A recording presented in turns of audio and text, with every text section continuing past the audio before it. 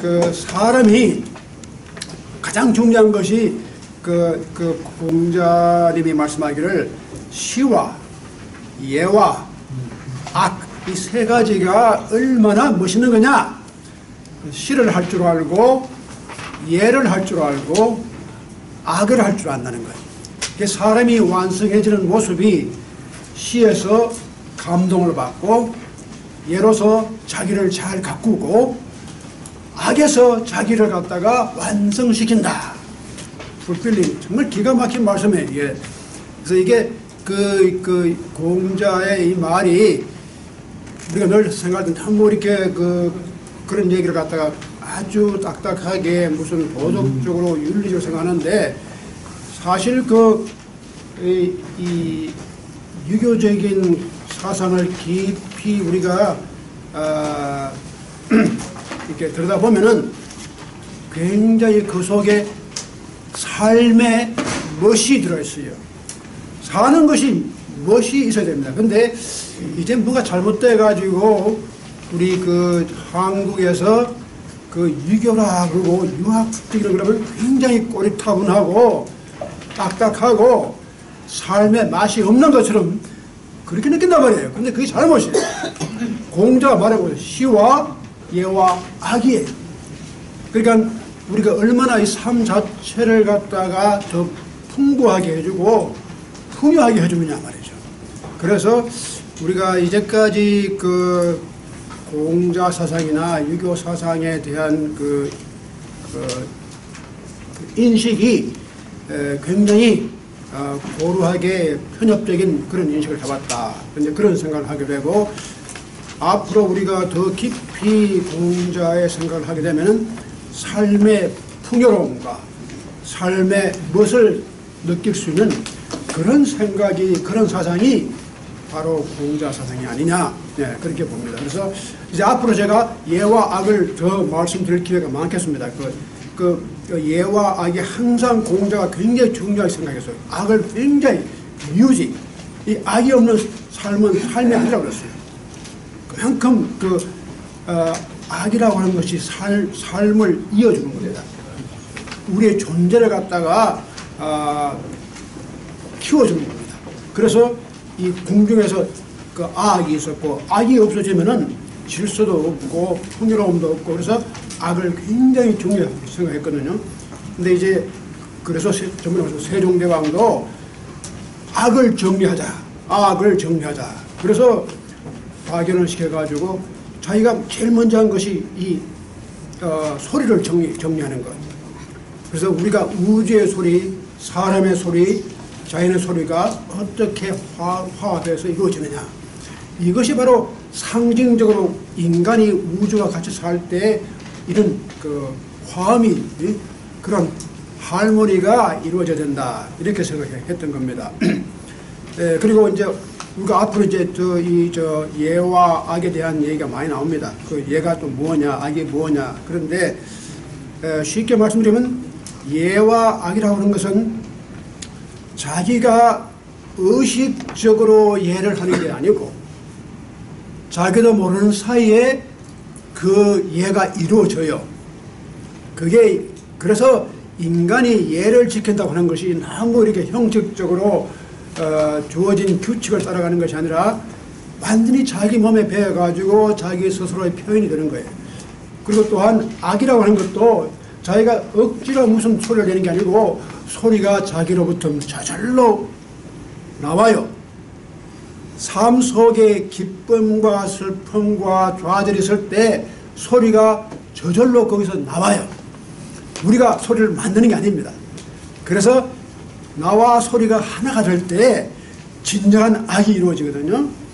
그래서 제가 늘 그런 말씀을 드리지만 악의 세계는 자기가 소리를 내는 게 아니고 소리가 자기를 이끌어가는 거예요. 그게 악입니다. 그래서 제가 그런 예를 종종 들지만 악의 극치가 뭐냐면 그 악 속에 소리 속에 자기가 완전히 거기가 그 속에 자기가 말려 들어가서 자기도 모르는 사이에 자기가 소리가 되는 거예요. 그런 것이 자기가 시가 되고 자기가 예가 되고 자기가 알게 되는 그걸 공자가 말씀하지 않았나 그런 생각하는데, 제가 이제 그 이왕 악이라는 얘기 나왔으니까 한 가지 제가 예를 들면 그게 무슨 세계냐, 사람이 소리 속에 완전히 빠지는 세계가 뭐냐, 자기가 음악을 만들고 자기가, 근데 뭐 베이토벤이나 모차르트나 이런 사람들이 자기가 음악을 만드는 것 같지만 실제로는 그 사람들이 다 헷가닥한 거라고요. 그게 넘어간 거예요. 넘어가서 자기도 모르는 사이에 그게 막 나오는 거예요. 그 경지에 들어가지 않으면 그런 음악이 안 나와요. 자기가 의식적으로 뭘 이렇게 한다고 그게 안 나오는 거예요. 또 이 퍼포먼스, 연주를 할 때도 마찬가지입니다. 자기가 연주를 아무리 물론 연습을 많이 해야 되겠지만 아주 극치의 경지는 자기도 모르는 사이에 그것이 저절로 막 이루어지는 거예요. 그래서 절로 되는 것이 그게 가장 아름다운 음악인데, 이제 그 제가 이런 예가 하나 생각이 나요. 여러분 잘 아시는 그 뉴욕 필하모닉 오케스트라가 아주 세계적인 오케스트라인데, 오래전에 그 오케스트라를 지휘하던 브루노 월츠가 아주 유명한 지휘자입니다. 아주 전설적인 지휘자가 있었거든요. 근데 그때 자기가 그 젊은 어시스트를 구하고 있었어요. 근데 그때 자기가 20몇 살밖에 안 되는 어린 사람을 하야했는데, 그 사람이 누구냐면 유명한 레논 번슈타인. 그 후에 그 사람이 그 브루노 월츠를 이어받았는데, 그때만 해도 번슈타인이 누군지 아무도 몰랐어요.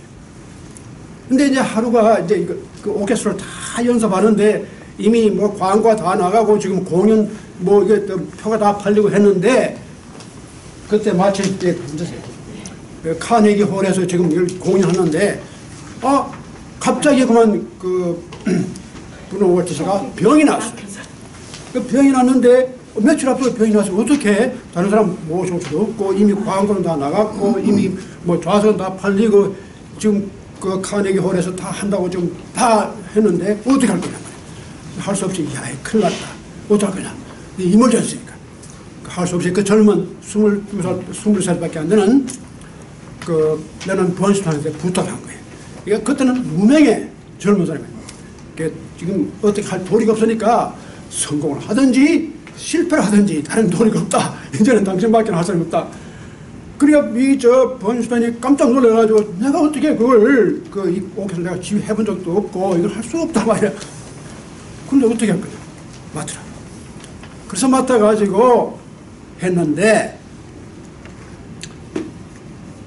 그게 바로 유명한 번슈타인의 첫 데뷔입니다. 카네기 홀에서. 그때 이제 많은 그 음악 평론가들이 와서 그때 기가 막힌 성공을 한 거예요, 번슈타인이. 아주 그 아주 유명한 얘기입니다. 그래서 뭐 아주 그때부터 이 번슈타인이 아주 유명이 되는데, 오랜 그러니까 세월이 흘러간 다음에 어떤 기자가 찾아왔어요.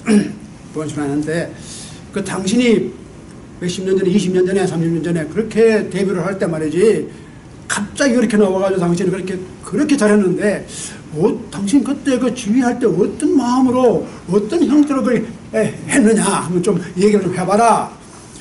그러니까 그 답이 이래요. 나는 그때 내가 지휘자석에 포디움 올라갈 때 그때 하고 올라간 것까지는 기억하는데 그 다음은 하나도 기억이 없어.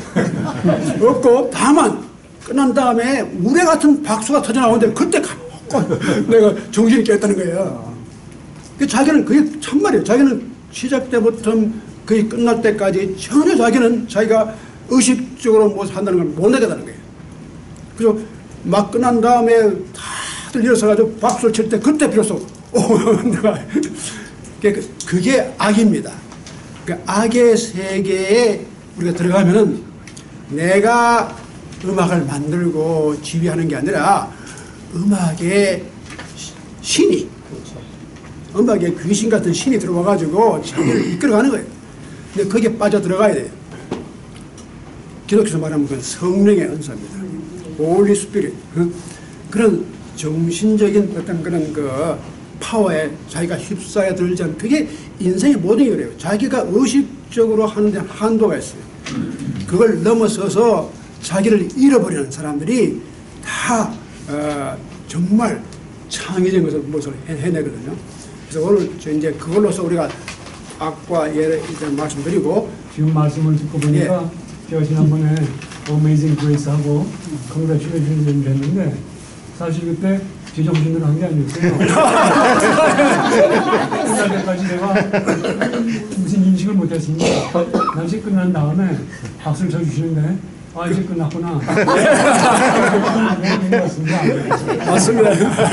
아주 정말 아주 기가 막힌 경험담입니다. 근데 제가 이왕 우리 박인영 박사님이 말씀하시니까 제가 한마디 더 하겠는데 그 아리스토텔레스라는 그 철학자 있지 않습니까? 이분이 이런 말을 했어요. 신사는 악기를 할 줄 알아야 된다는 거예요.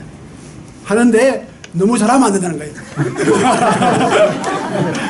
우리 저 박인영 딱 맞는 말이에요. 진짜 신사예요. 너무 잘할 뻔하면 그건 하긴 하는데 진짜 신사다. 예. 오늘 제가 나눠드린 게 이제 굉장히 중요한 게 이 8장에 나오는 게 공자께서 말씀하시기를 자왈 민은 백성입니다. 가사유지 그러니까 백성을 무엇을 시킬 수는 있다. 무엇을 하게 만들 수는 있지만 불가사지지 무엇을 억지로 알게끔 하기는 어렵다. 이게 무슨 말이냐. 굉장히 이것도 여기에 대해서 굉장히 논란이 많습니다. 이게 무슨 말이냐. 언뜻 보면은 이게 마치 백성들은 그냥 강제로 이끌고 그냥 시키기는 쉬워도 그 사람들을 다 일일이 깨우치는 힘드니까 포기해라. 백성 하나하나가 그걸 뭐 다 알겠느냐. 그러니까 그걸 다 백성들은 뭐 모르는 걸 다 덮어놓고 그냥 이끌어가는 것만 할 수 있다. 이렇게도 해석할 수 있고 그건 아주 굉장히 독재적인 그런 해석입니다. 백성들은 무조건 그냥 할 수 있도록 이게 이제 그겁니다. 백성은 가능하다. 가사유지 무엇으로 하여금 뭐 어떤 일을 따라올 수 있게끔 할 수 있지만 불가사지지 무엇을 알게 하기는 힘들다. 백성들이 다 그걸 깨닫게 하기는 힘들다. 그렇게 이제 보시면 저는 그래서 여러 가지 주석을 참고했는데 제가 볼 때는 그런 생각이 아니고 이게 중요한 게 여기 들어가 있어. 백성 이게 다 지도자의 얘기입니다. 이 공자나 맹자나 이 유교 철학이 가장 중요하게 생각하는 것은 어떻게 하면은 지도자를 교육시키느냐. 지도자의 교육이 가장 큰 문제였어요. 요즘은 백성들 교육, 뭐 평민들 교육이지만 이 유교 사상의 가장 핵심은 왕이 지도자가 제대로 교육을 못 받으면은 전 나라가 다 틀리는 거예요. 여기가 이제 뿌리가 어디느냐? 요즘은 그래스로부터 뿌리가 다 민중 아닙니까? 옛날에는 뿌리가 왕이었어요. 뿌리가 잘못되면은 가지가 다 망해요. 그래서 대학에 보면은 그런 게 있습니다. 모든 우리가 볼 때 모든 일을 그래요. 뿌리가 있고 가지가 있고 또 앞이 있고 뒤가 있어요. 이 순서가 있는데 항상 이 뿌리를 갖다가 임금이나 왕이나 지도자를 뿌리라고 생각해봤어요. 그 다음 이 브랜치 가지가 뭐 신하들과 백성들과 이제 지금 우리 생각하고 좀 반대예요. 우리는 뿌리가 밑에 있고 그 위에 뭐 왕이 있고 지도자가 있고 뭐 대통령이 있고 그런데 그게 아니고 뿌리가 잘못되면은 가지가 잘 될 수가 없다는 거예요. 우리 옛날에 어릴 때 이런 말 들었죠. 윗물이 맑아야 아랫물이 맑다. 이겁니다. 아무리 아랫물을 갖다가 깨끗게 해도 윗물이 맑지 않으면 안 되는 거예요. 그게 이제 그러니까 우리가 지금 가만히 생각하면 이 공자의 생각이 굉장히 중요합니다. 공자나 맹자가 가장 신경 쓰던 것은 국가를 통치해 나가는데 위에 게 잘못되면은 아무리 해도 이 백성들이 우리가 뭐 교육시키고 하지만 이게 안 되는 게 근본적으로 윗물이 맑아야 아랫물이 맑지 윗물이 흐리면 결코 아래가 맑을 수가 없다. 루트 뿌리가 잘못되면 어떻게 가지가 제대로 나오겠느냐 이런 겁니다. 그러니까 그 지금 우리가 생각하는 뿌리하고 가지의 그 개념이 완전히 거꾸로 된 거예요. 여기에도 바로 그런 게 백성들을 우리가 지도하는데 그 우리 동아시아 이 저 유교 사상에는 지도자상의 두 가지가 있습니다. 그러니까 two kinds of leadership. 우리가 지도력을 발휘하는데 두 가지 종류가 있어요. 첫째는 우리가 잘 아는 대로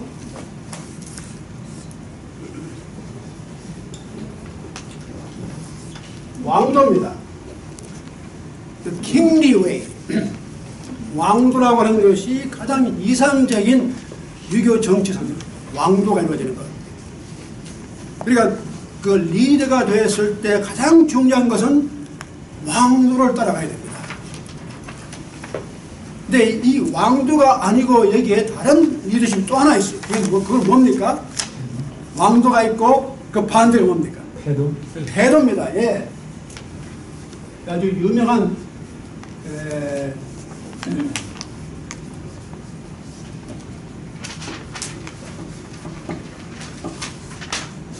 그러니까 태도가 있고 왕도가 있고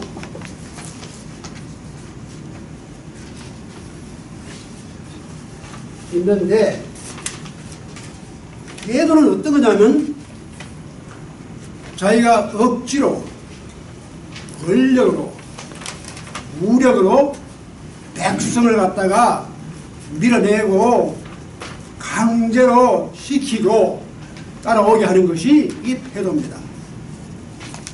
그 패도가 바로 독재자고 그래 히틀러 같은 거는 그러니까 이 패도가 그 영어로 하면 데스포트, 테러리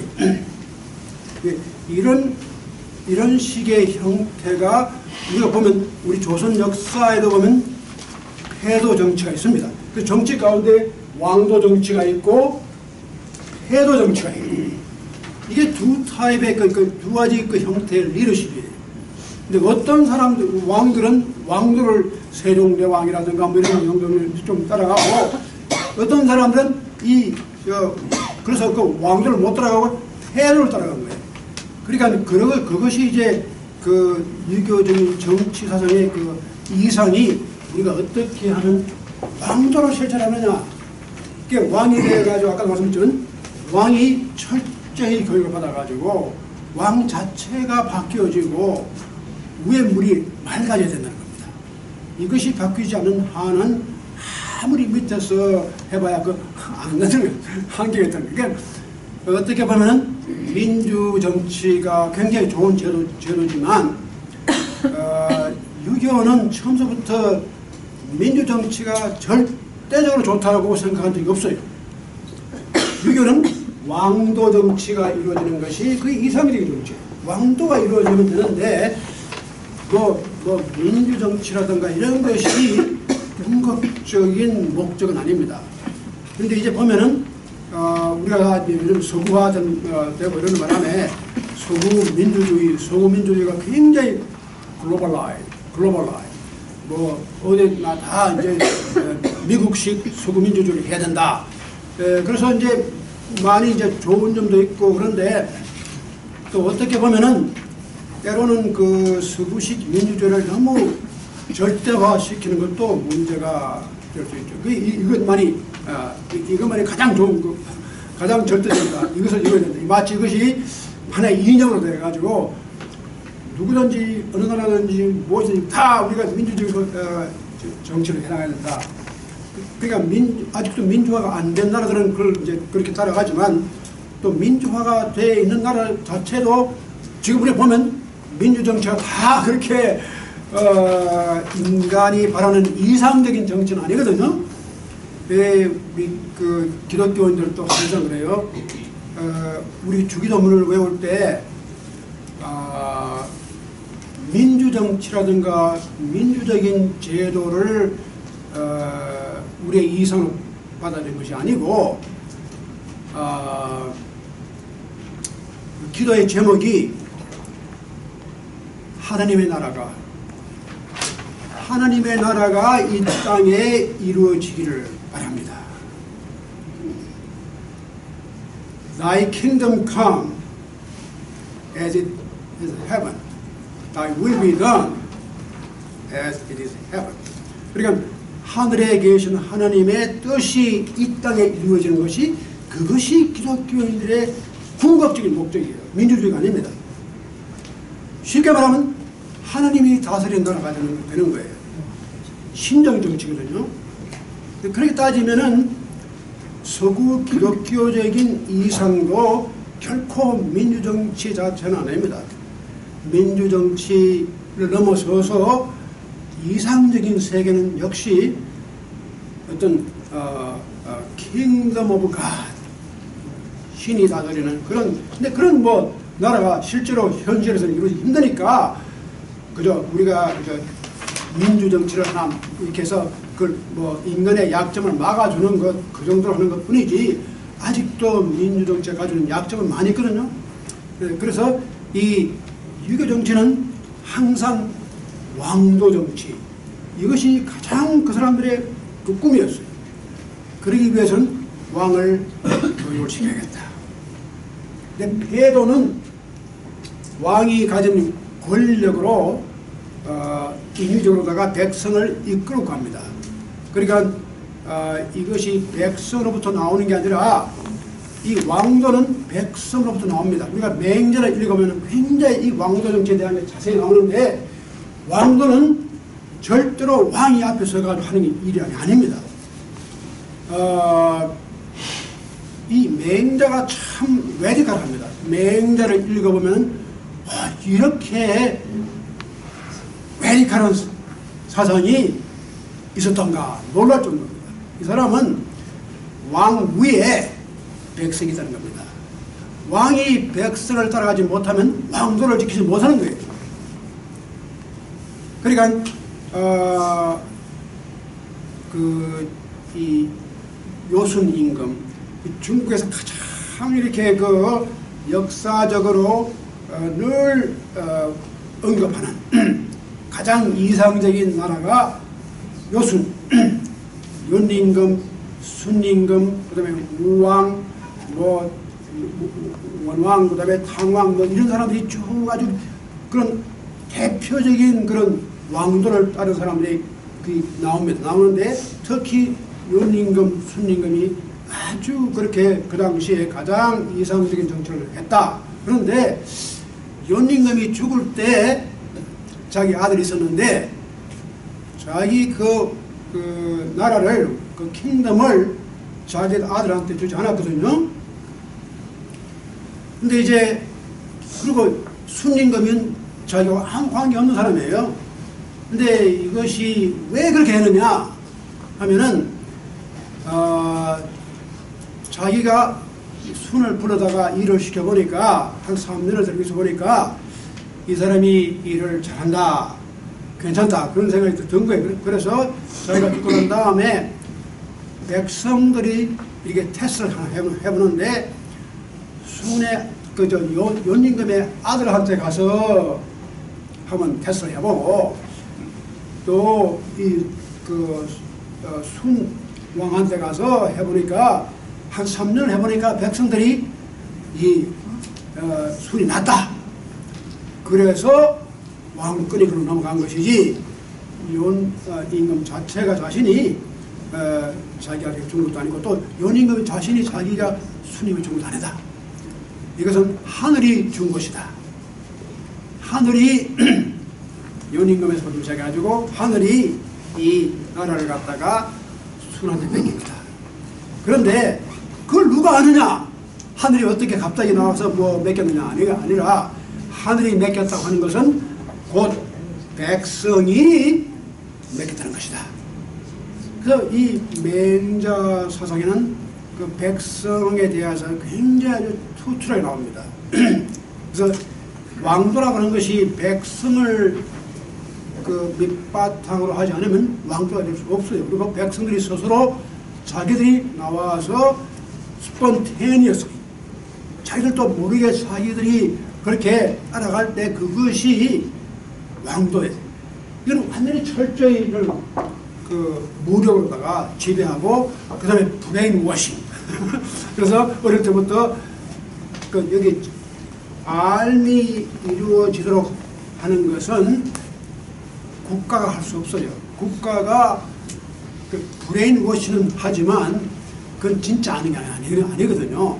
아는 것은 결국 자기 스스로가 그것을 배우고 애쳐서 하는 거니까 이걸 강압적으로 그 우리 뭐 김 박사님 교육 이 전문가시게 잘하시겠지만 이 교육이라는 것이 억지로 우리가 그 강압적으로 해서 이루어지는 게 아니거든. 자기 배우는 것은 항상 그래. 배우는 것은 자기 스스로가 배울 때 배우는 것이지 누가 아무리 그걸 집어넣어줘서 그걸 배우는 게 아니거든요. 그러니까 그게 바로 이 말씀이에요. 우리가 알의 세계, 배움의 세계는 우리가 억지로 강요해서 이루어지지 않는다. 그러니까 이걸 우리가 그 폐도에서는 이런 걸 합니다. 폐도에서는 예를 들면 주체사상이라든가, 무슨 막시즘, 마오이즘 이런 데서 어릴 때부터 그걸 주입시거든요. 근데 크고 나면 다 그게 회의를 느끼는 거예요. 이게 아닌데, 그러니까 그런 것은 참된 의미의 배움이 아닌 거예요. 우리가 어릴 때부터 그냥 주입식으로다가 그렇게 그 쇠뇌를 할 수 있지만 이념적으로다가 그래서 국가가 그 질을 아는 세계, 알의 세계는 결코 국가가 강제로 억지로 해서 그걸 알게 할 수는 없는 거다. 저는 그렇게 이걸 해석을 해요. 그래서 이것이 바로 그 리더십, 어떤 나라가 왕조를 따라가느냐, 폐도를 따라가느냐 하는 것을 가늠하는 가장 중요한 기준이 이렇게 백성이 스스로 자기들이 깨우치는 세계가 있고 억지로 국가가 밀어붙여가지고 그것을 외우고 그것을 행하고 그렇게 하는 제도가 있고 그래서 이 폐도를 따라갈 때는 그렇게 해야 돼요. 그러나 이 왕조는 반드시 백성에게 기본을 하고 자기 스스로가 원해서 배우는 그러한 시스템이 이루어질 때 이것이 바로 왕조다. 이제 그런 말씀입니다. 그런데 이렇게 보면 상당히 그 공자 사상이 민주주의 제도는 아니지만 어떤 그 백성을 중심으로 해서 백성이 자유스럽게 표현하고 배우고 스스로 일할 수 있는 그런 분위기를 만들어주는 것이 왕이 해야 할 일이다. 국가가 해야 할 일이다. 그렇게 볼 수 있습니다. 그 다음에 이제 우리가 또 하나 중요한 오늘 꼭 해야 할 게 나오는데 빨리 그 자활, 옥신, 호학, 수사, 선도, 위방, 립, 남방, 북어, 천하, 유도척, 현, 무도적, 은, 방, 유도, 방, 유도, 윤차, 천은 치야. 방무도, 부차, 회연, 치야. 이게 조금 문장이 긴데 우리 하나씩 이제 나눠서. 자왈, 공자가 말씀하기를 독신호화, 독까지 있습니다. 이 독이란 것은 아주 신실하다. 아주 독실하다. 우리 그런 말씀. 아주 독실한, 그런 아주 독실한 불교 신자다. 뭐 독실한 기독교 신자인데 독이란 말이 아주 철저하단 말입니다. 독신호학. 그러니까 공자께서 말씀하시기를 독실한 믿음, 그 믿음을 가지고 호학, 그 배움을 좋아하는, 아까 제가 말씀드린 배움은 자기가 좋아해야 돼요. 배움을 억지로 싫어하면서 헤이 근데 예를 우리가 피아노 가르치면요, 에이 누가 피아노를 만들어가지고 야 이렇게 고생하는 그 어린애들이 그런 하기 싫으면 억지로 시키니까 부모가 말이야 반드시 이렇게 앉아서 1시간 동안 피아노 한 다음에 밥 먹어라 이러니까 하여튼 어떤 놈이 피아노를 만들어가지고 난 이렇게 고생시키냐고 그러더래요. 그러니까 호학이라는 게 배우는 것은 자기가 독신호학, 자기가 배우는 것을 좋아하고 거기에 대해서 자기가 철저해야 된다. 그 다음에 수사, 수자란 말은 지킨단 말이죠. 사, 죽음. 심지어는 죽음을 각오하고도 선도, 그 도를, 착한 도를 지키려고 하는 마음이 돼 있고, 이것이 중요하다.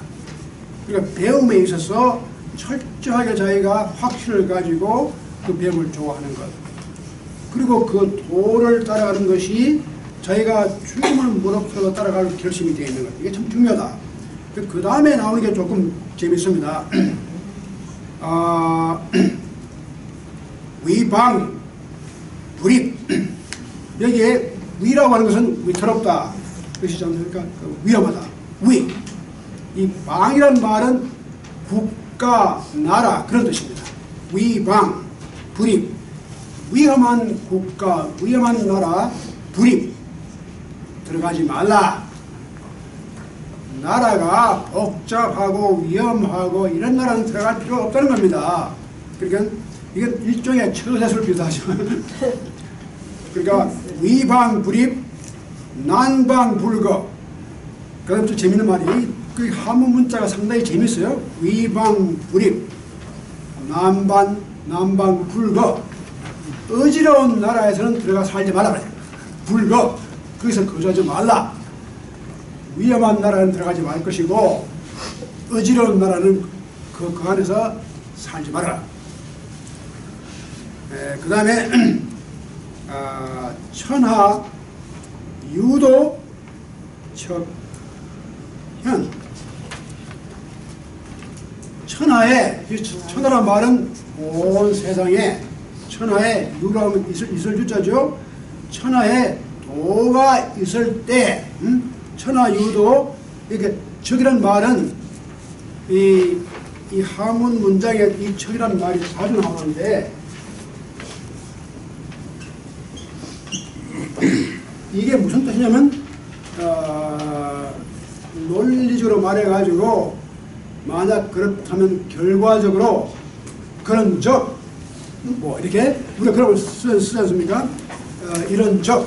그래서 어떤 자기가 앞에 문장에 대한 결론으로다가 이렇게 했을 경우에는 이런 결과가 나온다.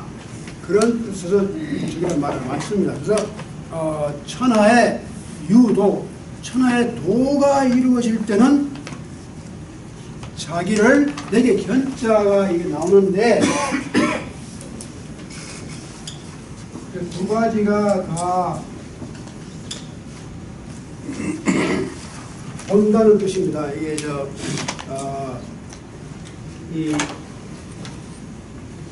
이율곡이 여러분 태어날 때 그 신사임당이 꿈을 꿨거든요.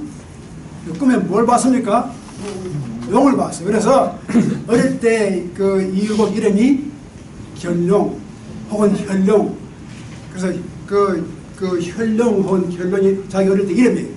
그 사임당이 자기가 그 꿈을 꾸고 그 이유곡을 배웠거든요. 그런데 이 둘 차이가 뭐냐 그러면 견은 자기를 보이는 겁니다. 그러니까 내가 보는 게 아니고 여기에 지금 천하에 도가 천하에 쫙 이루어질 때는 자기를 나타내라, 보여주라는 겁니다. 남들이 자기를 볼 수 있는 견자가 이게 필용형입니다. 그래서 to be seen 이걸로 말하면 그게 견자예요. 그러니까 세상에 도가 막 이렇게 이루어질 때는 자기가 나타내서 다른 사람이 자기를 보게끔 할 수 있도록 to be seen. 그 다음에 또 재밌습니다. 무도 도가 없을 때는 어떻게 하느냐? 즉, 그건 숨어라. 도가 없는데 나타나지 말라.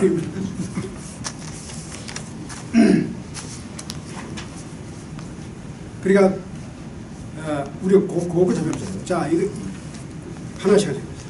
그리고 여기서 말씀드렸듯이 위험한 나라는 가지 말고 어지러운 나라에서는 살지 말아라. 그러면서 천하에 도가 이루어질 때는 자기를 나타내고 도가 없을 때는 숨어라. 근데 이게 보면 어떻게 보면 도덕경의 노자의 이야기하고 굉장히 가깝습니다. 우리가 사실 이 모임이 도덕경으로 시작했는데 요즘 뭐 하도 오래 지나가 도덕경 다 잊어먹었잖아요. 그런데 언젠가 가서 다시 이제 한번 도덕경을 다시 이제 한번 복습을 하면 이제 더 재밌는 게 많이 나옵니다. 이 노자 특히 장자는 굉장히 이런 색식입니다. 그래서 어떤 사람은 도덕경의 사상은 일종의 처세술이다, 그렇게까지 말하는 사람이 있는데 그건 아닙니다. 아닌데 어떻게 보면은 그 옛날 우리의 그 조상들이 이런 노자 사상을 자기 처세술에 많이 썼습니다. 실제로 이 노장 사상은 그렇게 이 유교 사상은 현실 정치에 우리가 참여를 해야 된다.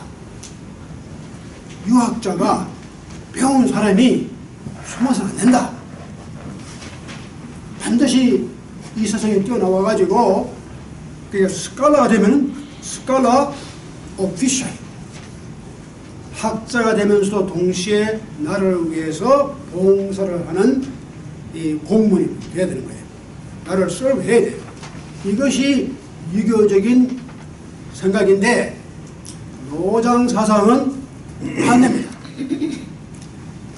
그런 거 다 이건 다 뭐 구름 같은 이야기고 물러가서 네 자신이 조용하게 자연에 따라서 사는 것이지 그렇게 그리 뛰어들어가가지고 그거 할 필요 없다.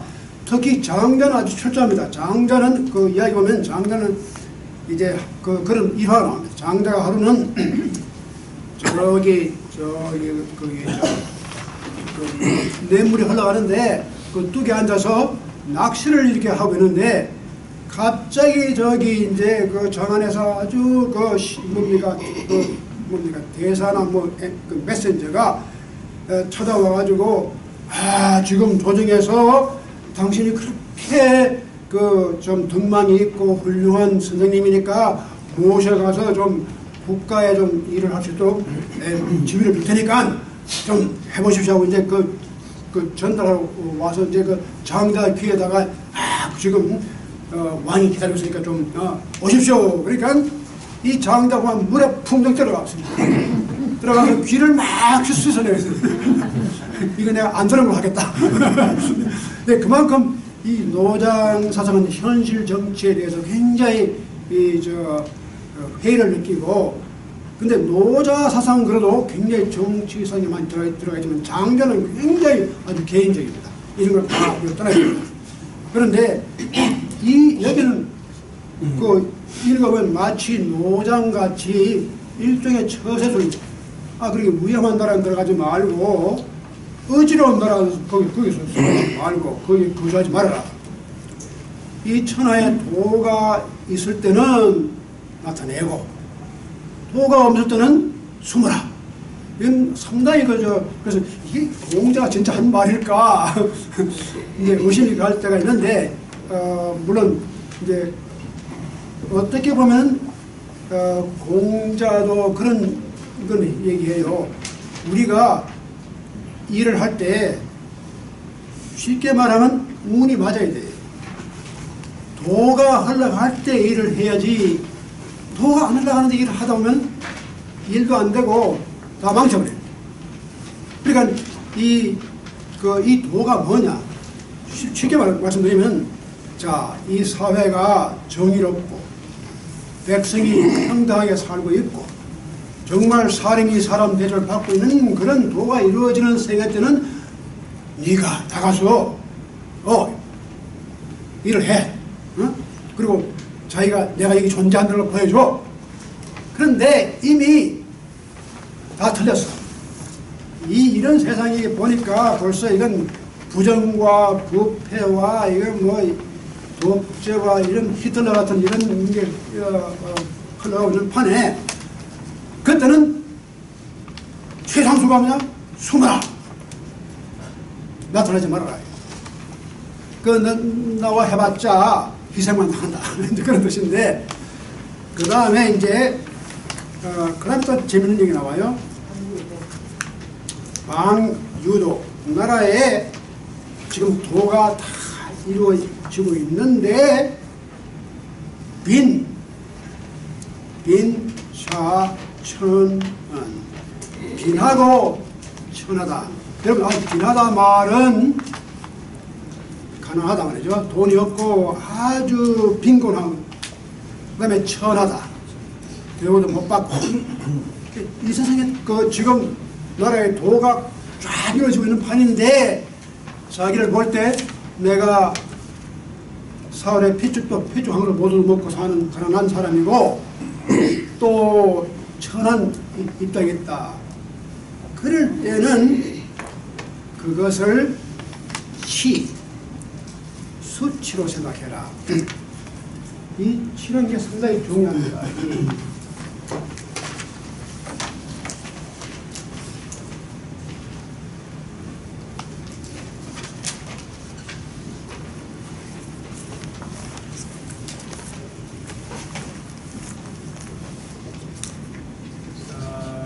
혹은 이걸 이제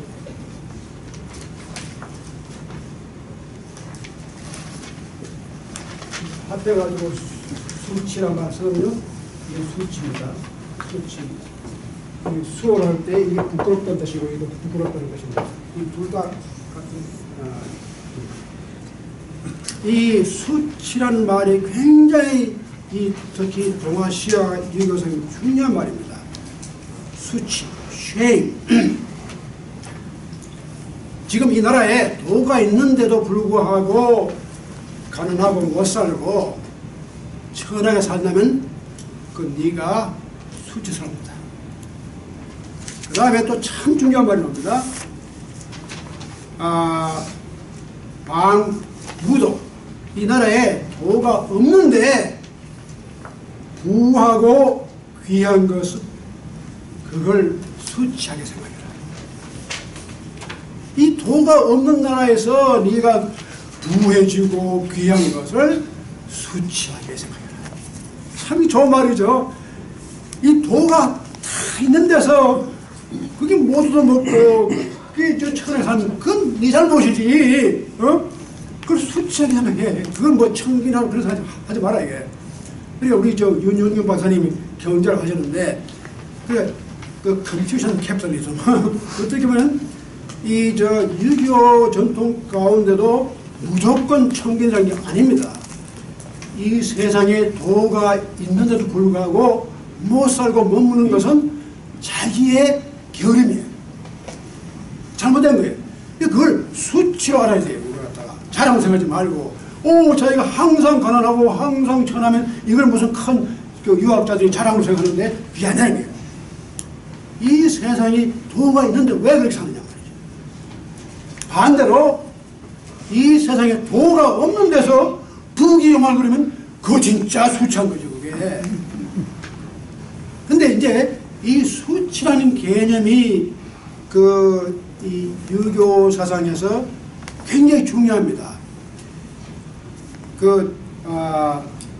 우리 기독교나 서구 기독교 사상하고 이 특히 동아시아 사상하고 비교를 해볼 때에 서양 사상은 그 수치보다는 guilt, 죄라든가 죄의식을 굉장히 강조합니다.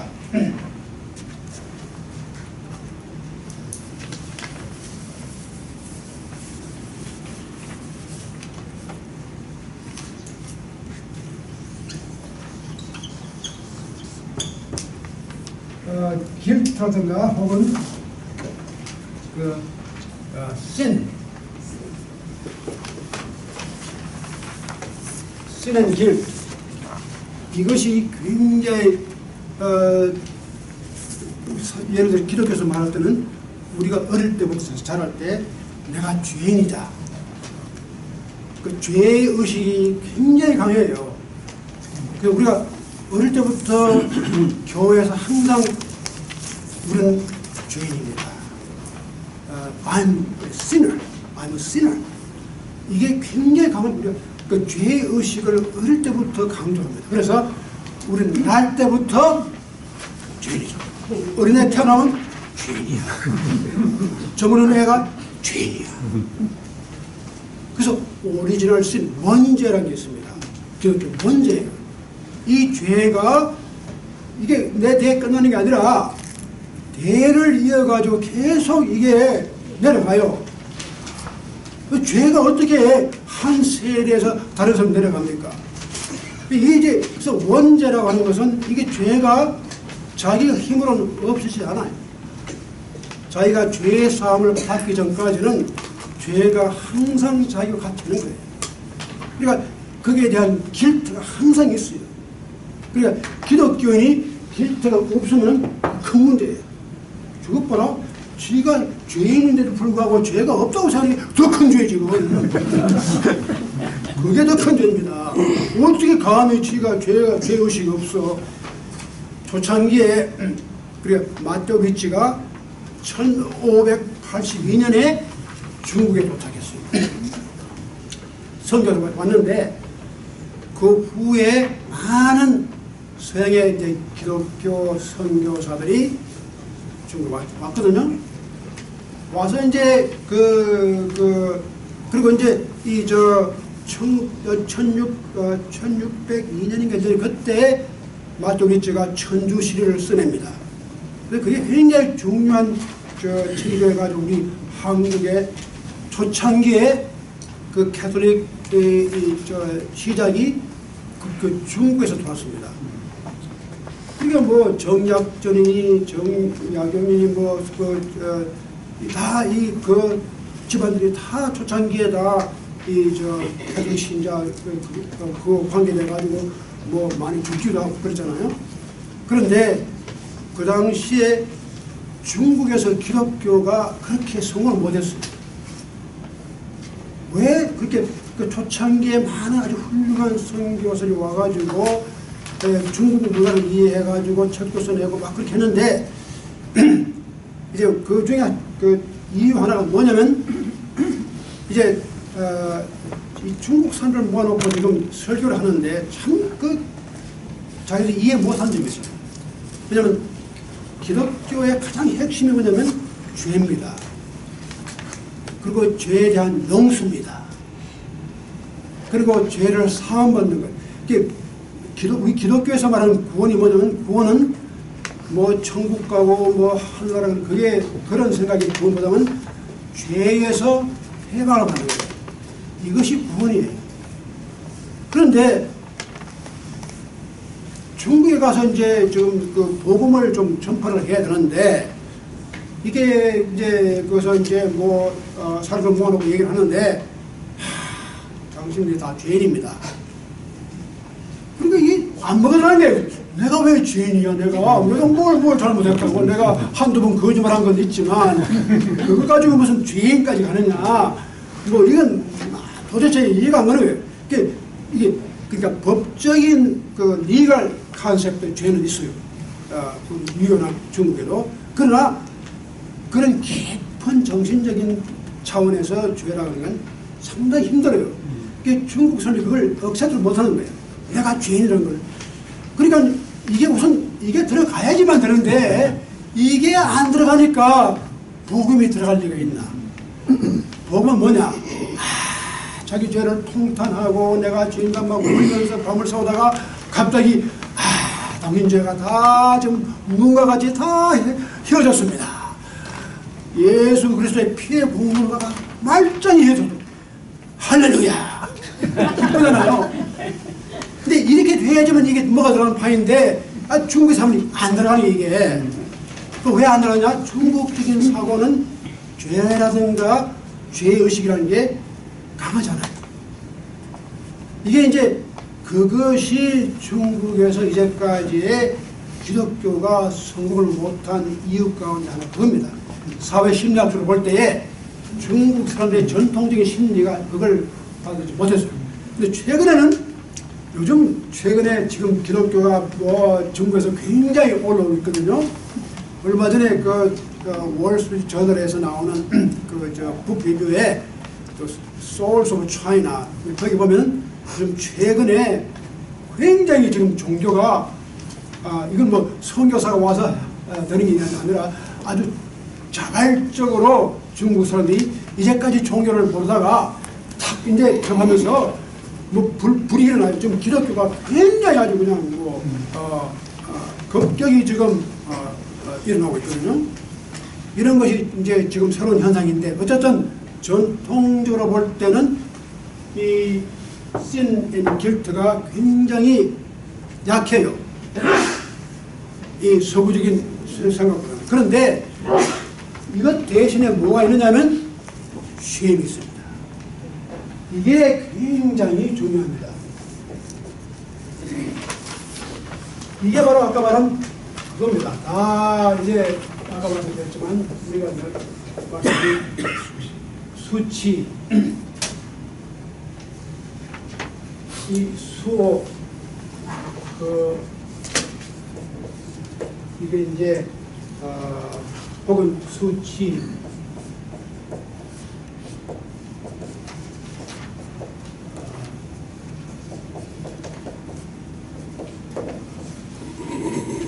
이것이 굉장히 강한 우리 한국 사람들도 수치라는 게 굉장히 강합니다.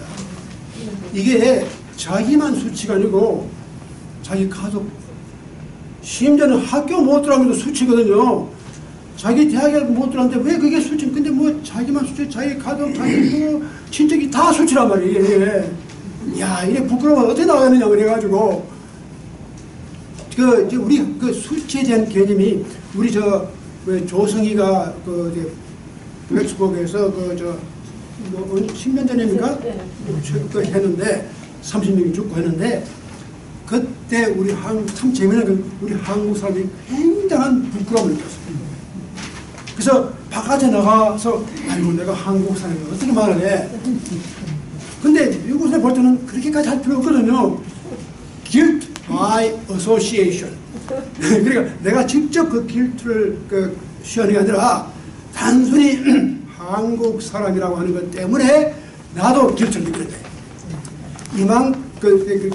그러니까 shame을 guilt가 아니라 shame, 부끄러움. 이 부끄러움이라는 것이 내 개인적인 게 아니라 집안의 부끄러움이고 국가의 부끄러움이고 이게 아주 공통적인 부끄러움이에요. 그 조선이 사건 났을 때 이 모신 지역의 전체가 모여가지고 뭐 새벽 철학 기도도 하고 막 난리 났잖아요. 왜? 이게 우리 전체가 느끼는 부끄러움이잖아요. 다 부끄러움. 근데 이런 것이 이제 그 서구 기독교적인 그 길트라 신과 대신해서 우리한테는 이 쉐임이 굉장히 강합니다. 그리고 이 쉐임이 사회적으로 커요. 길트는 굉장히 개인적이에요. 서구적인 기독적인 결정은 인디비주. 그러나 쉐임은 소셜.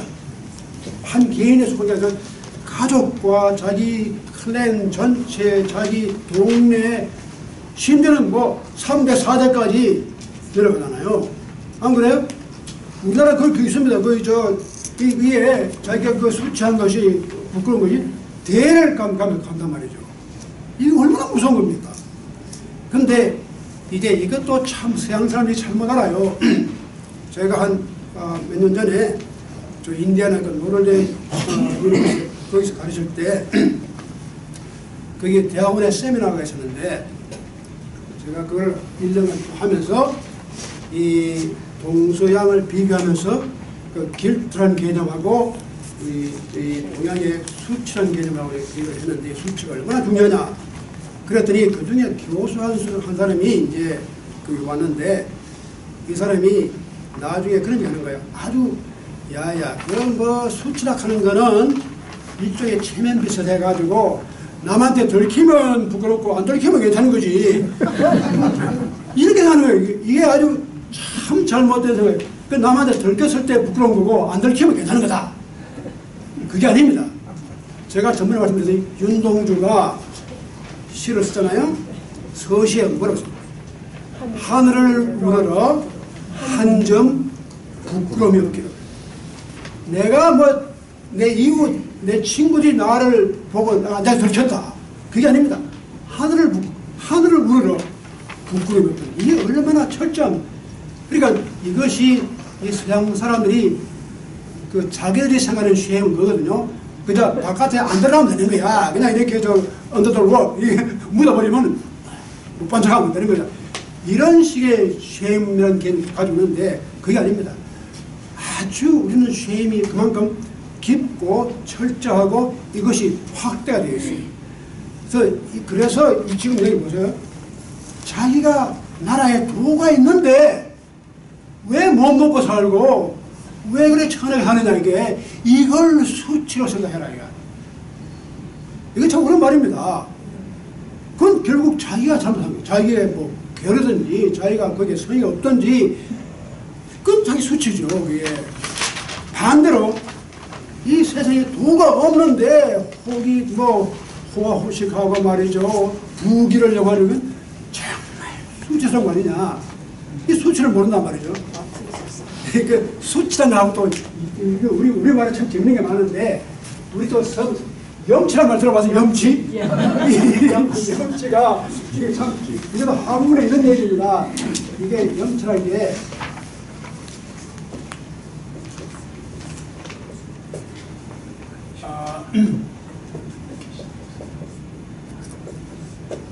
이게 염치라는 게 이게 다 한문 이 염치인데 염은 맑고 깨끗한 거고 치는 더러워. 그런데 염치인데 제가 대구에서 이제 있을 때 고등학교 다닐 텐데 그 대구는 경북여고라는 학교가 있어요. 경북여고. 이 경북여고에 우리 누나가 거기를 다녔는데 내가 보니까 경북여고 교훈이 뭐냐. 우리 한국은 학교마다 교훈이 있고 교과가 있고 뭐 교 많습니다. 요즘은 교목이 있어요. 교목이 채플이라는 뜻이 아니라 나무입니다. 학교를 상징하는 나무를 교목. 나무를. 근데 그 교훈이 다 있거든요. 그 교훈이 경북여고 교훈이 뭐냐면 염치를 알자.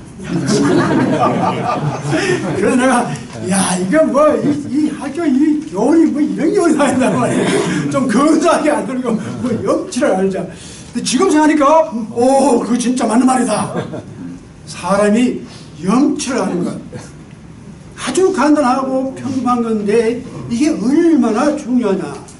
그래서 제가 새롭게 그 가치를 발견했는데 이만큼 그 수치, 염치 이것이 우리 우리 한국 사람들에게 이 피부 속에 아주 깊이 속들이 박혀 있습니다.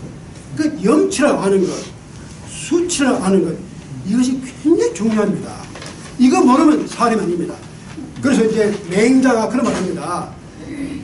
인간의 감정 가운데 4가지가 있습니다. 사람이 척은한 마음, 이게 불쌍한 사람, 어려운 사람 보고 척은한 마음을 느끼는 것, 또 수호지심, 수치감을 가지는 것, 사양지심, 우리가 나이가 많은 사람한테는 우리가 참 존경하고 양보할 줄 알고, 사양지심. 그 다음 네 번째가 시비지심, 옳고 그른 것. 이 네 가지 마음은 인간이면 누구든지 다 가지고 있다는 거예요. 이거 없으면 사람이 아니다. 그러니까 사람이 척은지심, 수호지심, 사양지심, 시비지심. 제가 이거 여러분 지금 안 써도 됩니다. 내가 맹자 강의할 때 이게 다 나옵니다. 맹자가 아주 그걸 철저하게 그걸 분석해서 놀라운 일입니다. 그리고 인간은 날 때부터 이 마음을 다 가지고 있다는 거예요. 이게 누가 이렇게 가르치고 뭐 이렇게 주입시키는 게 아니라 사람은 누구나가 본성이. 그래서 맹자가 성선설을 주장하는 이유가 뭡니다. 이 성선은 내 마음 본성 자체가 이미 어떤 현상을 봤을 때 척은지심이 나오는 겁니다. 수호지심, 부끄러움을 아는 거예요. 또 사양지심, 존경하는 지심, 시비를 가르치는 이 마음이 다 있어서 그 인, 의, 예, 지, 이 네 개가 다 거기서 나옵니다. 척은에서 인이 나오고, 수호에서 의가 나오고, 사양에서 예가 나오고, 시비에서 지가 나옵니다. 아주 그 맹자가 기가 막히게 분석합니다. 그런데 어쨌든 간에 이 수호지심이라는 게 그만큼 우리 수치가 중요한데, 이것이 없는 사람은 사람이 아니다. 그래서 인간은 누구든지 날 때부터 이 마음을 가지고 만들었어요. 그래서 그 쉐임이라고 하는 것이 얼마나 우리 사회 가운데 중요합니다. 그런데 이제 한 가지가 우리 한국의 사회 현상을 제가 보면 재미있습니다. 한국은 참 재미있는 게 이런 전통적인 수치 시행도 있고 기독교가 들어가가지고 죄의식도 있습니다. 그래서 한국 사람들이 자살률이 참 높거든요. 제일 높은데 그 중에 보면 상당히 유명한 배우라든가 뭐 가수라든가 심지어는 대통령이라든가 뭐 이런 사람이 다 자살한단 말이죠. 그렇죠? 이런 사람이 자살을 막 하는데 제가 볼 때는 이 두 가지입니다. 한국 사람들에게는 전통적인 수치감도 있고 서구적인, 근데 보면 기독교인들이 자살 많이 해요. 그 유명한 가수 뭐 누군가 이걸 보면 다 뭐 교회에서 뭐 그런데 이 기독교적인 기억하고 이 두 가지가 만나보니까 이게 뭐 더블.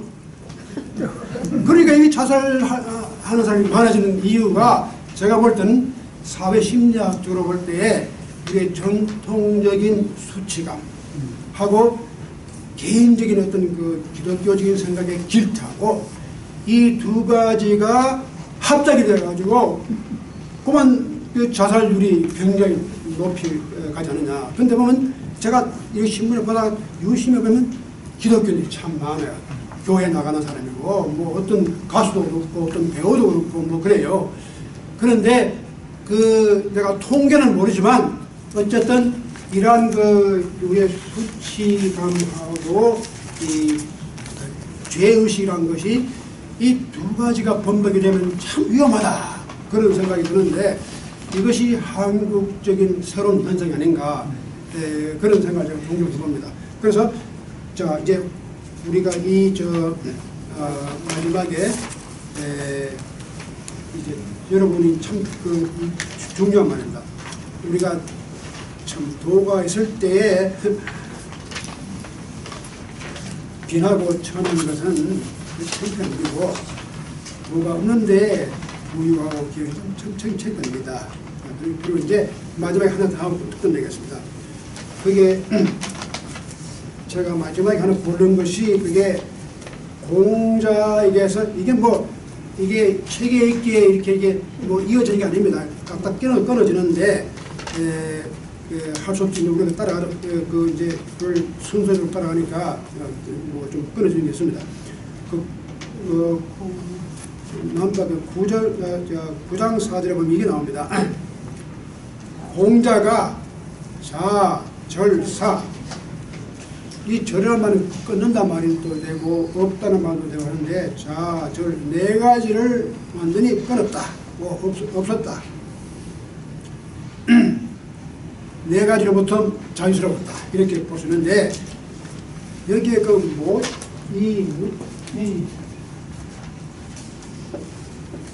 이 글자하고 저기 어머니 모자하고 비슷하지만 이거는 없다는 말이야. 뭐라고 하는 거 없다는 말이고 이거는 뭐라는 말인데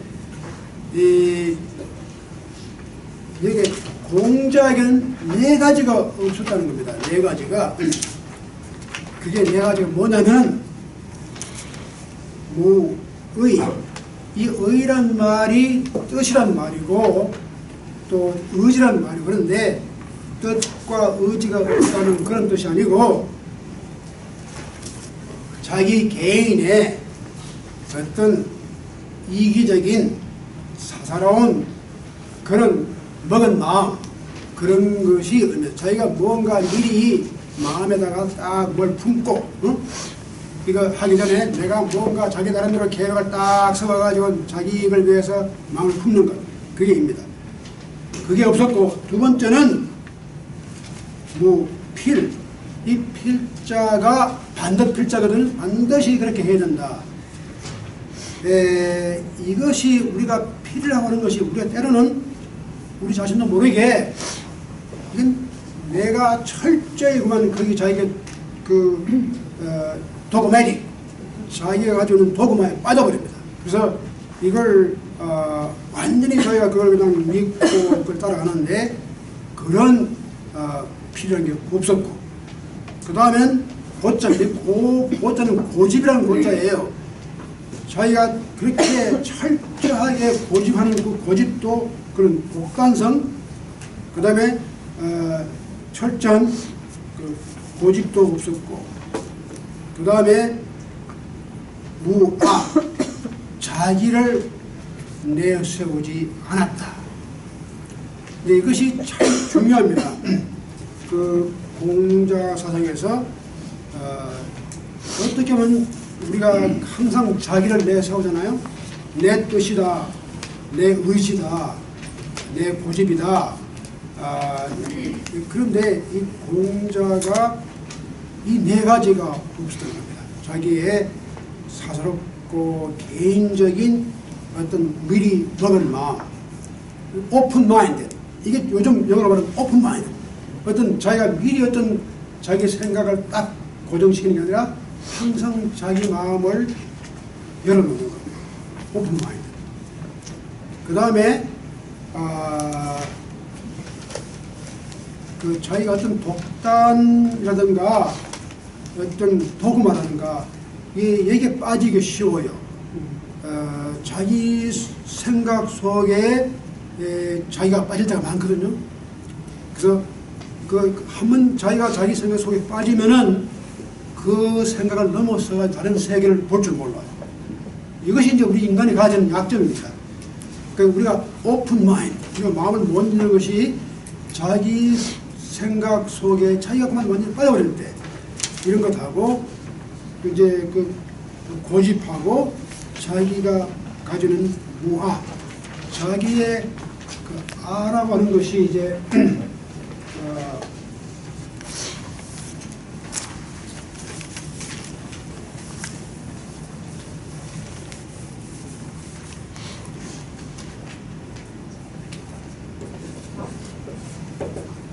이 아라는 말은 상당히 여러 가지로 쓰입니다. 한문에서 아라는 말이. 그런데 그 종교적으로 볼 때는 힌두교나 불교에서는 이 아가 굉장히 중요합니다. 이 셀프,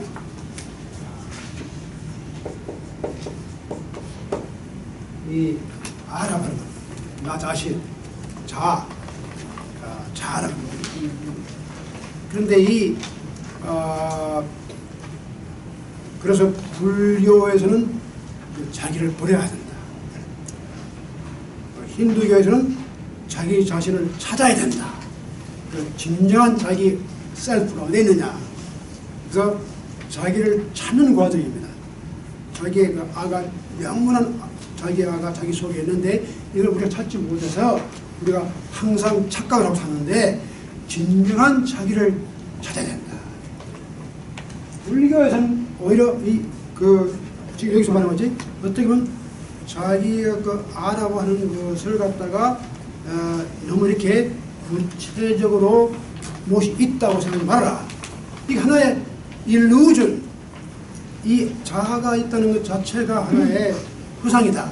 이렇게 해서 이제 근데 여기 육에서 말하는 아는 그런 뜻이 아니라, 육에서 말하는 아는 그런 어떤 종교적인 측면에서 아가 아니라 어떤 면에서 굉장히 도덕적인 윤리적인 차원에서 개인적인 자아를 말합니다. 그게 selfish, 자기의 그 individual selfish self. 그래서 이 self가 유교에서는 말하는 self는 따로 있습니다. 그래서 이 유교에서는 아자가 상당히 항상 부정적인 의미가 많아요. 내 개인적인 것, 사적인 것, 내가 그걸 좀 넘어가야 할 것, 이걸 이제 나 자신 그렇게 보고 있는데, 그 대신에 유교에서 말하는 정말 자아라는 것은 이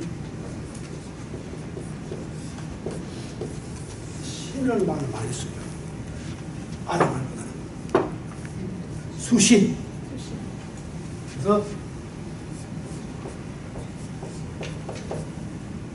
수신. 자기를 이게 바로 자기입니다. 자기를 닦는 것. 수신, 제가, 치국, 평천하. 이게 대학에 나오는 말입니다. 근데 그 8단계, 지금 우리가 아는 4단계죠. 자기 자신을 갖다가 이게 이제 유교에서는 이런 아의 개념이 아니고 정말 자기를 말할 때는 이걸 말합니다. 신을 말합니다. 근데 여기서는 공자가 이게 없었다는 것은 자기 개인의 사적인 아가 없었다. 그 말이죠. 그 대신에 자기를 말할 때는 신, 자신, 수신. 근데 수신에서 시작해서 제가, 시국, 평천하, 이 4단계잖아요. 그런데 이제 앞으로 우리가 대학을 배우면 이제 다 나오는데, 이 재미있는 현상이 4가지가 우리가 지금 알고 있는 건데, 이 4가지는 바깥으로 나온 거예요. 내 자신 여기 있고, 그 다음에 가족이 있고, 그 다음에 국가가 있고, 뭐 세계가 있는데, 내 자신 속에 들어간 게 우리가 모른다고요? 수신을 갖다가 다시 거꾸로 들어가게 되면 수신하기 위해서는 정심을 자기 마음을 바로 잡는 거예요. 그러면 정심을 하기 위해서는 성의, 자기 뜻을 성실하게 해야 돼요. 이 성자가 참 중요해요. 뜻을 세우는 거예요. 그 다음엔 지식을 널리 확대하는 것. 그 다음에 마지막으로는 경물은 모든 사물의 이치를 이해하는 것. 그래서 경물, 취지, 성의, 정심, 수신, 제가, 치국, 평천하. 이렇게 해서 8단계가 나오는데, 이게 다 이제 여러분 나중에 이제 대학, 우리가 늘 말하면 이런 말 들죠. 대학. 응? 우리 한국에서는 칼레지, 유니버시티 대학이라고 쓰는. 근데 이 대학이라는 말이 참 오래된 말입니다. 여기에 대해서 뭐가 있습니까? 소학. 예, 소학이 있습니다. 이 소학은 대학에 비해서 초보단계입니다. 근데 이 소학이 굉장히 한국에서 많이 알려졌어요. 그 elementary learning. 근데 이 교육 과정에서 이 유교적인 그 커리큘럼에서는 이 대학에 들어가기 전에 반드시 소학을 해야 돼요. 그럼 이 소학은 누가 만들었냐면 12세기 주씨라고 하는 중국의 학자가 이걸 만들었어요. 그래서 그러니까 우리 옛날에 우리 조선에서도 다들 애들이 처음 공부를 시작할 때는 물론 뭐 천자라든가 뭐 이런 걸 하는데 원선섭이 근데 근본적으로 소학을 한 다음에 대학에 들어가거든요. 이 대학이 굉장히 중요한 책입니다. 왜냐하면 이 대학이라는 것은 내 자신의 어떻게 자아를 갖다가 이런 자아가 아니고 이런 자아를 어떻게 훈련시키느냐 하는 중심 사상이 대학에 들어가 있어요. 놀라운, 그 진짜 읽어보면 그게 깊고 놀라운 사상이 많습니다. 그래서 어떻게 보면 그 정치나 사회 전체 비전이 그게 다 써머리에 들어가 있습니다. 그래서 이런 것이 그러니까 유교적인 자아라고 하는 것은 이런 개인이 버려야 할 그런 자아가 아니고 인간과 가족과 사회와 세계와 우주까지 다 이것이 연결돼요. 그래서 이 셀프가 이게 서클이 이렇게 돌아가요.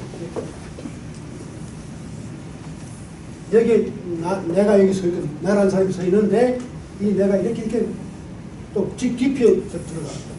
자기 속 깊이에 들어가고 바깥으로 세계까지 나가고 이게 다 자기 자신이에요. 이게 자아인데 여기서 말한 공자에게는 아가 없었다는 것은 이런 의미는 아니고 개인적인 자기 셀피시한 것, 이기적인 아가 없었다.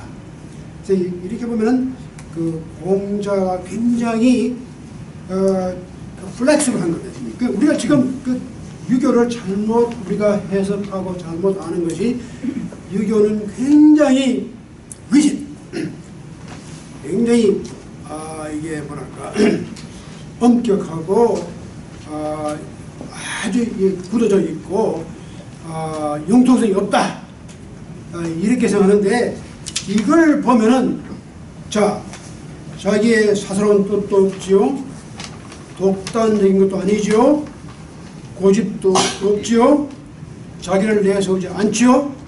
얼마나 자기가 오픈되어 있고 플렉스블합니다. 융통성을 가지는 겁니다. 그런데 이런 것이 이제 역사적으로 볼 때 내려오면서 유교가 너무 정치화되면서 유교가 변질된 겁니다. 그래서 이러한 사상보다는 정권을 가진 사람들이 자기 지도 체제를 정당화시키고 그걸 유지시키기 위해서는 아주 이걸 철저하게 굳혀버린 거예요. 그러니까 어떤 사상, 그래서 500년을 우리 조선조가 이성계가 해가지고 1392년에 그 말을 세웠잖아요. 1910년까지 갔으니까 500년이면 이 굉장히 긴 시기에 지금 생각하면 이게 정말 500년 이 절대로 이게 무시할 게 아닙니다. 그 당시 중국에는 명나라, 뭐 저기 송나라, 명나라, 청나라 뭐 이게 몇 번 왔다 갔다 하는 바인데 이 우리 조선이 500년을 한 이념, 유교 이념으로다가 한 모나키 이시가 지배해왔다는 게 역사적으로 이게 뭐 좋든 나쁘든 간에 이거 보통 문제 아니에요. 이렇게 흔히 자주 쓰는 한 모나키가 한 이념을 가지고 이렇게 500년을 지속했던 것 자체도 상당히 세계 역사에서 보기 드문 일입니다. 그러니까 그러면서 그 사이에 많은 폐해들이 나온 거예요. 어느 사상이든지 500년을 지나가게 되면 그런 폐해들이 나옵니다. 그래서 우리가 물려받은 것이 너무나 잘못된 이 정치화된 이런 유교적인 군사를 물려받기 때문에 참 불행하게도 지금 공자에서 보는 얼마나 좋습니까? 자기에게는 무이, 무필, 무고, 무화. 이런 정말 확 트인 이런 아주 대담하고 아주 자기를 오픈하는 이런 사상이 있었는데도 불구하고 유교 전통이 이어받지 못했다 하는 것은 일종의 수치, 하나의 쉐임, 제가 볼 때는 그런 생각이 듭니다. 예, 제가 오늘 끝까지 말씀드리고 혹시 여러분께서 뭐 질문하시거나 또 카멘트 하시거나 이제 지금 그런 시간을 우리가 저 삶을 살아가는 말이죠. 예. 원칙을 갖지 않고 살 수는 없습니다.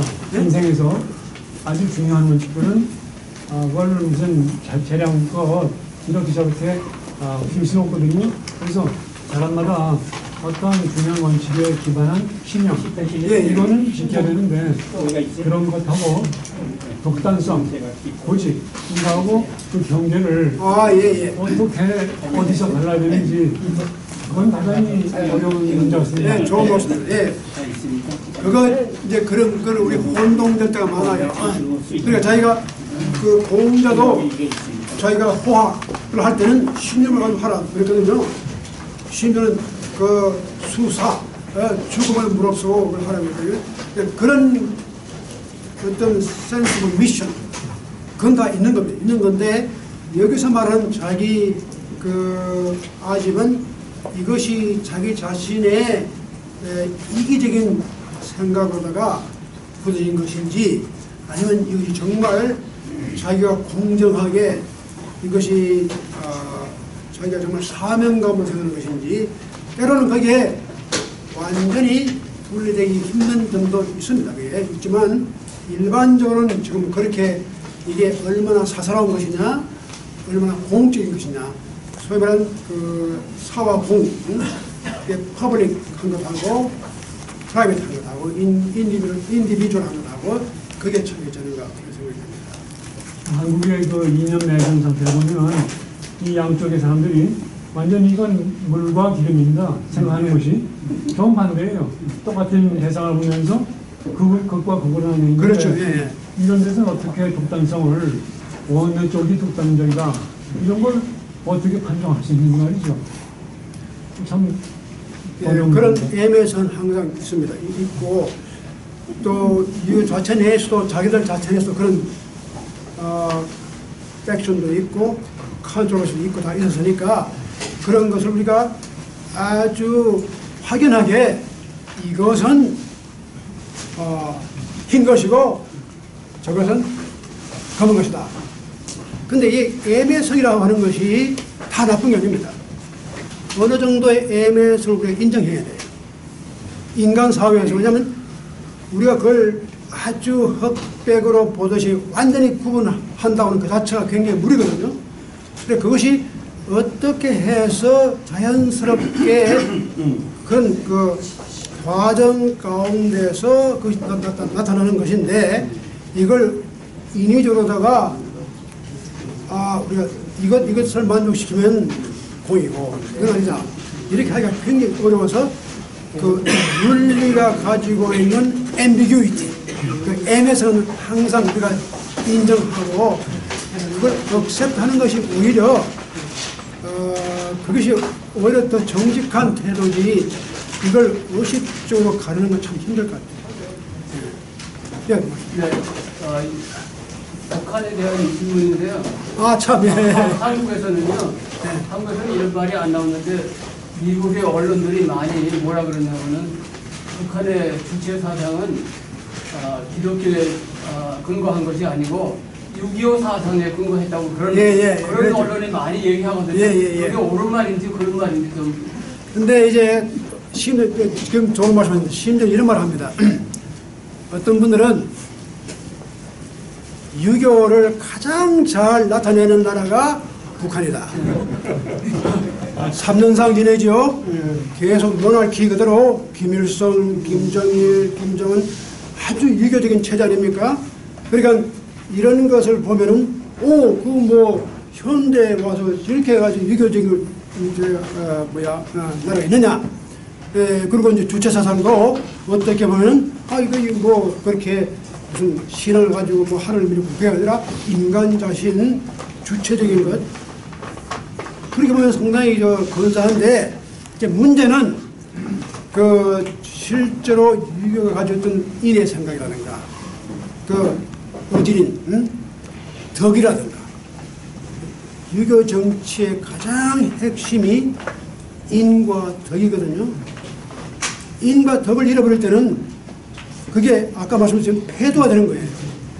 그러니까 지금 그런 상태에서 볼 때는 유교에 탈을 썼다고 하더라도 완전히 유교를 갖다가 배반해가지고 탈을 갖다가 만들어 놓은 건데 지금 안 그래도 지금 그 북한 말씀하셨으니까 지금 요즘 최근에 뭐 아주 그 분위기가 좀 이건 살벌하잖아요. 전쟁이 일어날 거다. 뭐 어쩌다 이제 좀 한국에서도 그러고 뭐 오히려 뭐 여기가 더 아마 불안한 거예요. 한국도 나는 한국 사람 오히려 그냥 이거 뭐 널 태어나게 그러는데 그래서 뭐 앉아가지고 지금 뭐 대통령 후보들도 반반 뭐 다른 얘기하고 지금 안보 문제에 대해서 별로 관심 없는 이 사람들이 진짜 자기들이 관심 가져야 되는 건데 오히려 여기서 더 염려하는데 지금 그 사람들은 딱연하게 뭐 탄핵 얘기하고 뭐 이런 얘기를 자꾸 하고 있지 진짜 큰 문제가 지금 앞에 있거든요. 그런데 제가 이제 요즘 그 제 친구들이 그 미국 친구들이 그렇다고 질문을 해와요. 그거 어떻게 생각하느냐. 그 북한에 지금 김정은이가 저런데 저 정말 이 전쟁이 날 것이냐 뜰 것이냐 그런데 제가 이제 요즘 그런 생각, 제가 답이 이래요. 이제까지 보면요, 북한은 김일성부터 김정은까지가 공통점이 뭐냐면 unpredictable. 한마디로 3대에 걸쳐서 자기들의 형태가 예측할 수 없는 언제 뭐가 일어날지도 모르는 그러니까 김일성이가 그 유교사를 그러니까 뭐 그 김정일 항상 그 공통 분모가 예측할 수 없는 것. 리더십이 unpredictable. 그런데 이제까지 서구 미국 같은 나라라든가 뭐 항상 predictable. 이 뭐 오바마나 이런 사람들도 굉장히 이게 아주 스테디하니까 대개 여기서는 예측을 할 수 있어요. 그러니까 이제 손자의 병법에 보면은 그 지피지기면 백전백성이라 그런 말 나오거든요. 그러니까 북한 쪽이 굉장히 잘해온 것이 이쪽은 항상 predictable. 자기들은 unpredictable. 그러니까 이쪽이 계속 이긴 거예요, 사실은. 그러니까 지금 해까지 이렇게 만들어냈잖아요. 그런데 최근에 와서 그게 달라진 거라고요. 지금은 트럼프가 unpredictable. 그러면 자 지금 이제 문제는 참 재밌는데 제가 분석할 때는 지금 두 가지 세력이 unpredictable하고 또 한 가지 unpredictable이 지금 맞선 거예요. 그래서 지금 이 시간이 굉장히 중요해요. 여기에 두 가지 점이 있는데 한 가지 좋은 점도 있고 나쁜 점이 있어요. 좋은 점은 어떻게 보면 이쪽이 미국이 unpredictable 한 것이 저쪽에는 위협이 됩니다. 이제까지는 위협이 안 됐거든요. 항상 오바마 정권 이 프로젝트를 하는 거예요. 자기들은 결코 우리한테 고개 안 한다. 그렇지만 트럼프는 이놈이 무엇을 할지 모른단 말이에요. 이게. 그래서 이것이 자기들한테 그 자체가 위협이 되거든요. 두레트닝. 그게 이제 좋은 점이 되고 그 다음에 나쁜 점은 뭐냐. 둘 다가 한 게 붙어버리면은 진짜 이게 디자스터 나오는 거예요. 그래서 이제 염려하는 것이 이것이 이 좋은 점으로 가서 저쪽을 갖다가 좀 견제하는 힘으로 작용할 때는 좋은데 만약 둘 다 이렇게 서로가 에스컬레이트 해가지고 붙어버리면은 그것들은 진짜 전쟁이 날 수밖에 없지 않느냐 그런 생각을 제가 합니다. 그래서 이게 어떻게 보면은 우리가 트럼프가 잘 하면은 이 자기가 가지고 있는 그 가장 좋은 무기가 언프레토. 이걸 잘 이용하면은 저걸 좀 견제할 수 있고, 그 중국도 요즘은 조금 이제 이거 좀 고기 숙이고 이러잖아요. 근데 그걸 어떻게 보면 되게 좋은 점이 있어요. 그래서 좀 이쪽에도 언프레토 어느 거예요. 그래서 한번 저기 한번 꽁 때려보고 말이야. 정수도만 해보고 말이죠. 그러니까 그러나 이것이 이제 전쟁까지 가지 않기를 바랍니다. 그런데 지금 굉장한 우리가 불안감은 다 가지고 있죠. 지금 한국에서 어떤 사람들은 굉장히 불안하게 생각하고 라면 사도 되고 또 하는 모르죠. 예. 그렇죠. 한국하고 일본하고 비교해 보면 한국은 기독교인이 20%에서 30% 되잖아요. 25%. 예. 일본은 한 2%밖에 안 된다고. 그렇죠. 이집에는 잘. 그런데 아까 저게 그 동양적인 경우 슈에인가 예. 그 중국서 기독교가 그렇게 파급이 안 됐는데 왜 한국과 일본의 기독교의 인접화가 그렇게 됩니까? 일본하고 버리고 일본하고 한국하고. 일본은 그 기독교가 처음 들어갈 때부터 그럽니다. 그 한국에는 기독교가 이제 자생적 처음부터가 캐톨릭 처치가 자생적으로 어떤 선교사가 들어온 게 아니라 이게 이 캐톨릭 교회가 이루어진 것이 참 재밌는 게 한국이 유일하게 자생적으로 일어났어요. 그 자생적으로 그러면서 서학에 관심을 가지고 초창기 캐톨릭 신자들이 굉장히 그게 누가 와서 뭐 선교를 해가지고 뭐 천당 가다 그게 없었다고요. 소장 유학한 사람들이 굉장히 그 관심을 가지거든요. 그러니까 그런 것이 굉장히 중요한 겁니다. 우리 자체 내에서 새로운 사상이나 새로운 종교를 한번 맞아보자.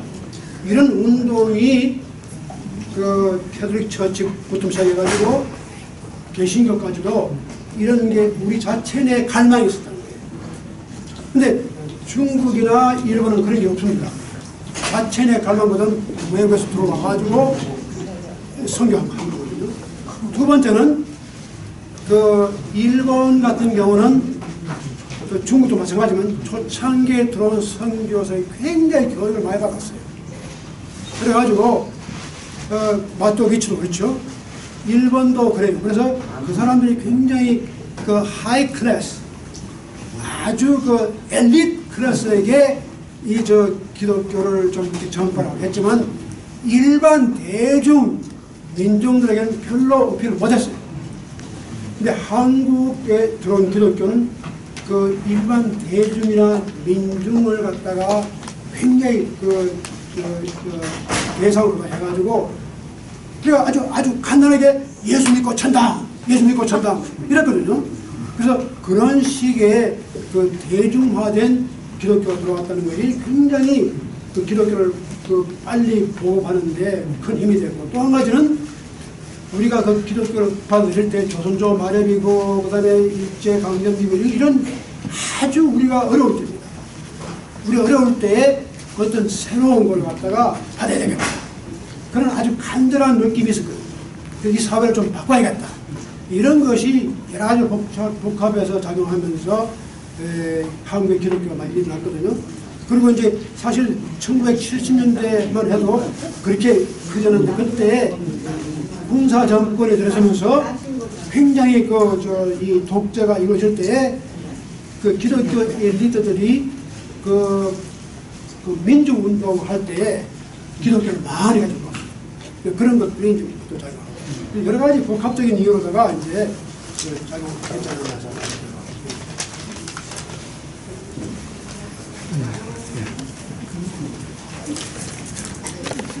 그리고 우리 이영옥 선생님 혹시 조금 거기에 대해서 말씀해 주시면 아직까지는요.